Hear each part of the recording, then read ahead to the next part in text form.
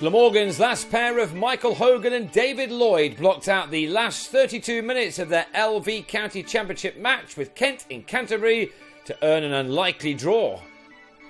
Set 404 runs to win, Glamorgan began the last day on 32 for 1 but lost James Kettleborough in the morning's 7th over as he was plumb in front to Darren Stevens. A home win seemed likely when Will Bragg, a first innings centurion, was soon LBW for a duck this time with his side on 50 for 3.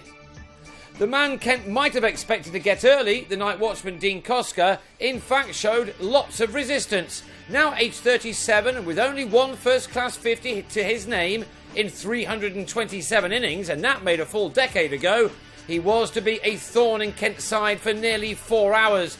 These rare moments of aggression from him. Colin Ingram was naturally more positive, this shot off James Treadwell, heading for 6. Ingram also struck 7 other boundaries in a 50, which used up 77 deliveries. It was a knot which was at least giving his side a fighting chance of survival. He and Koska had seen their team through to lunch after those early losses, which had left the home team 65 overs to find the remaining 7 wickets. They had one of them, the ball after Ingram had raised his bat. Ivan Thomas finding the edge, Treadwell with a smart catch. But Koska stayed firm, and this was the moment he reached his half-century off his 138th delivery. What a moment it was for him. He'd batted superbly, finding the boundary 8 times, but it was his defensive technique which had stood out as it had needed to, and he wasn't finished yet either. Chris Cook left him after driving Callum Haggett to Sam Northeast, who held on after a juggle at mid-off, the batsman out for 11 at 158 for 5. And that became 173 for 6 when Koska's long vigil ended with an LBW to Haggett. Koska had batted for 54 overs, facing 183 balls for his career best 69. With him now out of the way, Kent were closing in on their first win of the season, but Mark Wallace was put down behind. Graham Wagg decided to counter-attack. He, like Koska before him, was to play an important role. The 2 innings combined going a long way to saving this match. Wagg and Wallace were able to stick it out for 20 overs, 12 of them in the final session of what had become an excellent game of 4-day cricket. It was a day filled with them across the country.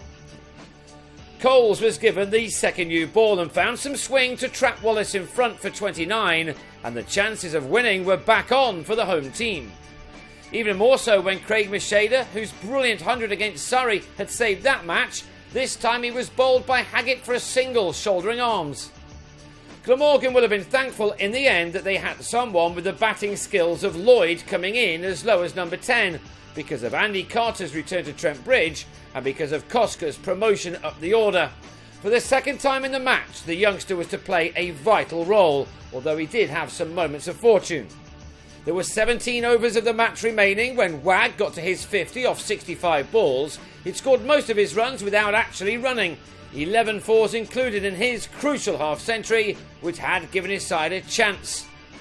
But that seemed to have gone when Haggett, whose 4 for 61 was the best return of his career, produced an almost unplayable in-swinging Yorker to get shot of Wagg for 51. It left 44 deliveries for the last pair to survive, and there were 40 to go when Stevens, normally such a solid slipper, put down a regulation chance to let Lloyd off the hook.